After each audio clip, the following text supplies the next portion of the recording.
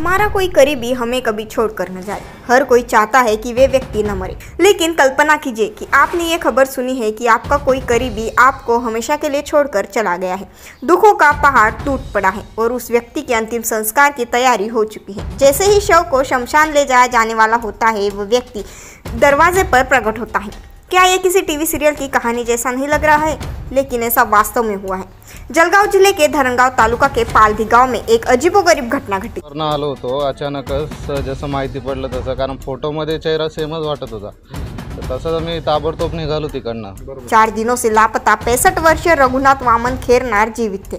उनके रिश्तेदारों ने किसी अन्य व्यक्ति का शव उनके घर लेकर आए और अंतिम संस्कार की तैयारी कर रहे थे, लेकिन शाम को मृत खेरनार खुद घर लौट आए और सभी हैरान रह गए। घटना कुछ ऐसी है कि पालधी गांव के पास रेलवे ट्रैक पर एक शव मिला।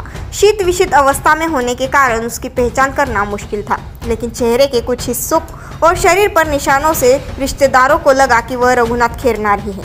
पुलिस ने पंचनामा करके शव को सरकारी अस्पताल भेज दिया। वही पोस्टमार्टम भी हुआ। शाम को जब अंतिम संस्कार की तैयारी चल रही थी, रिश्तेदारों ने सुना कि बाबा घर लौट आए हैं। साईं बाबा मंदिर से कोई व्यक्ति आता हुआ दिखाई दिया और वह रघुनाथ खेरनार ही थे। इससे एक तरफ गम और दूसरी तरफ खुशी का अजीब सा माहौल बन गया। इस घटना से गांव में हड़कंप मच गया। इससे पता चलता है कि पहचान करते समय अतिरिक्त सावधानी बरतना कितना जरूरी है। रेल दुर्घटना में मरने वाले व्यक्ति की पहचान अभी तक नहीं हो पाई है। खेरनार के परिवार की गलतफहमी के पीछे एक कारण था। रेलवे स्टेशन पर मिले शव की बनावट और चेहरा रघुनाथ खेरनार जैसा ही था। साथ ही शरीर पर कपड़े, पैरों में चप्पल और शरीर पर गोदने के निशान भी एक जैसे थे। इसके अलावा रघुनाथ खेरनार अक्सर घर से बाहर रहता था, क्योंकि उसकी मानसिक स्थिति ठीक नहीं थी। इससे परिवार में गलतफहमी पैदा हो गई, लेकिन परिवार बहुत खुश हुआ कि रघुनाथ खेरनार सुरक्षित लौट आए। ताई, काय सांगाल? आपले पती बाहेर गावाला गेल्याचं ते सांगतायत आणि अचानक ते गेल्याचं कसं कळलं तुम्हाला? आणि ते एक्सपायर झाले, तुम्ही त्या अंत्यसंस्काराची तयारी केली, असं का झालं सगळं?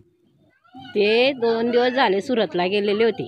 मग तिकडनं आल्यावर असं झालं। मग आम्ही बघायला गेलो तिकडे, तर त्यांना म्हणजे त्यांचा सारखा चेहरा असल्यावर आम्हाला असं वाटलं की तेच आहेत बुवा, कारण की त्यांचे येण्याचा घात पण तोच झाला आणि त्या माणसाचा पण तेच झाला, म्हणून आम्ही कन्फर्म झाले की त्यांचा चेहरा एक त्यांच्यासारखाच होता म्हणून। पण मग ते वारले हे कसं निरोप मिळाला तुम्हाला? ते त्या गेटवाल्यांनी फोन लावला होता ना, की बा तुमचा माणूस कुठे गेलाय का गावाला, कारण की ते सांगत होते तिथं जात होते तर, म्हणून मग आम्ही तिथं बघायला गेले आमचे घरचे लोक, तर चेहऱ्यावरूनच कन्फर्म झालं की तेच आहेत बा असं म्हणून। तुम्ही काही तक्रार वगैरे केली होती का पोलीस? नाही, काहीच नाही। त्यांची म्हणजे जातच होते ते, त्यांचं जड दिमागमध्ये पहिल्यापासून जातच ते, त्यांना सवयच ती तशी। ते झालं, पण मग हे डायरेक्ट ते एक्सपायर झाले हे कसं कळलं तुम्हाला? एक्सपायर झाले असं की बा ते आता सुरतून आले तिकडनं, मग ती जी गाडी होती त्याच्यावर बा आम्हाला तिकडनं फोन आला की माझे अण्णा तिकडं आले का। मग आम्ही म्हटलं की घरी तर काही आलेले नाही। मग सकाळी आम्हाला असं डायरेक्ट त्यांचा मृतदेह दिसला। मग आम्हाला फोन आला की बा तुमचा तो घरचा माणूस आहे का घरी? म्हटलं नाही। मग तुम्ही तिथून आला ना, रेल्वेमधून? हां, रेल्वे गेटवरून फोन आला, कारण की माझे नंदू तिथंच राहतात ना, तर त्यांना आला तो फोन। मग ते गेले तिथं बघायला। मग ते गेले तर त्यांना ते चेहरा बघूनच असं वाटलं की तेच आहेत बुवा म्हणून असं। कपडेही सारखे असल्यामुळे हां, कपडे बी सारखेच होते आणि गोंदलेलं होतं ते पण सारखंच होतं, चप्पल पण सारखी, म्हणजे सर्व सारखंच होतं, चेहरा पण सारखाच होता। सुखरूप परत आले, आता तुमची काय प्रतिक्रिया आहे? नाही, खरंच आनंद होतोय आम्हाला ते आले परत म्हणून, खरंच आनंद पण होतोय। तसं ते वाईट पण वाटलं होतं आम्हाला की मी पण पुण्यावरनं आलो होतो अचानकच, जसं माहिती पडलं तसं, कारण फोटोमध्ये चेहरा सेमच वाटत होता, तर तसं मी ताबडतोब निघालो तिकडनं। पण त्याच्यात आम्ही जळगावला उतरलो, तेवढ्यात फोन आला की पप्पा नाही येत म्हणून, ते पप्पा घरी आले। मग तेव्हा आनंद पण झाला, पण ते मिसमॅच झालं होतं। इथे तर अगदी अंत्यसंस्कारची पूर्ण तयारी झालेली होती, कारण सेमच होतं ना, कारण जे मामान ते होते त्यांनी पण बघितलं की रघुनाथच आहेत म्हणून। आम्हाला फोटो पण बघितला आम्ही, आणि कपडे वगैरे पण सेमच होते। त्यांनी टी शर्ट जे घातलं होतं तेच होतं, पॅन्ट पण तेच होती, चप्पल बी तीच होती। फक्त एवढं झालं की त्यांच्याजवळ मोबाईल होता, यांच्याजवळ नाही होता, पप्पांजवळ मोबाईल वगैरे नाही होता। मग ते पोलिसांनी केलेलं पाहिजे होतं ना की तो मोबाईल कोणाचा आहे काय, ते पण नाही झालेला। तो जो दुसरा मृतदेह तो कुठे सापडला होता पोलिसांना? ते इथं जवळपासच जवळपासच सापडला झाला होता. साईबाबा मंदिराचा पुढं. बरं. हां, तुमचं नाव काय झालं? माझं अजय खैरनार. कोण आहे? ताई? मी मुलगा आहे त्यांचा. हो, हे आहे. सुनीता रघुनाथ खैरनार.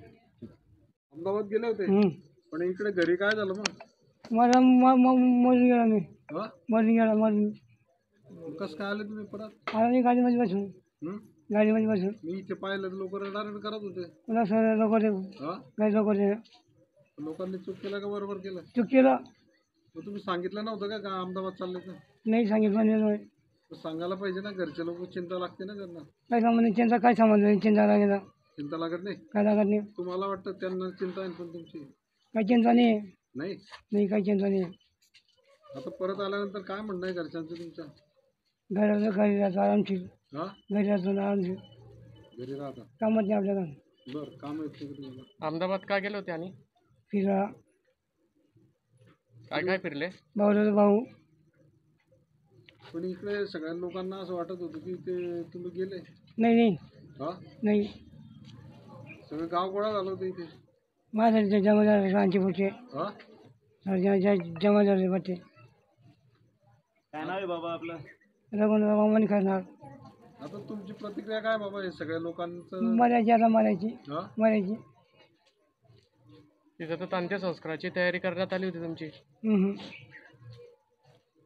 अचानक धक्का दिला तुम्ही. अचानक मारलं मला बाहेर, तुम्हाला बोलवलं होतं कोणी काय आले तुम्ही अचानक? अचानक आला मी. किती दिवस नव्हते तुम्ही घरी? 3 दिवस.